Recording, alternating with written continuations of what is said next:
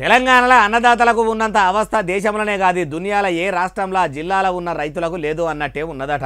అంతగానం బాధ ఏమున్నదే బాలన్న అంటే ఒడ్లు తెచ్చి కళ్ళంలో పోసి కాంటకు పెట్టమంటే కాంగ్రెస్ లీడర్లు వ్యవసాయ ఆఫీసర్లు అసలు అటాంకల పోతలేరట, ఒడ్లు కొట్టలేరట. ఎంత పరిశాన్ ఉన్నదో చూడుర్రి.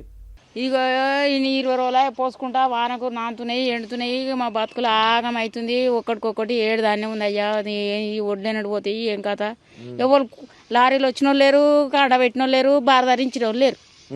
ఇక ఇదే బాధలు మా బాధలు. ఏం చేయమంటున్నావు? ఊర్ల పంట చూస్తేనేమో రైతుల పరిస్థితి ఇట్లున్నది. కానీ వ్యవసాయ మంత్రి తుమ్మల సారు, కోపన మంత్రి ఉత్తమ్ కుమార్ రెడ్డి సార్ కాడ నుంచి ముఖ్యమంత్రి సార్ దాకా చెప్తున్నదేమో రాష్ట్రంలో రూపాయల బారానంతు కొన్నము, ఇంకా శారానంతే కొనుడు మిగిలిందని వాళ్ళు చెప్పుడు. ఏందో అబద్ధాలు చెప్పినా అతికినట్టు ఉండాలి. ఎందుకు అబద్ధాలు చెప్తుర్రో, ఎందుకు రైతుల అవస్థలు పెడుతుర్రో ఏమో కానీ ఇంకా చెప్తున్నది నుండి కాలం ఉన్నది.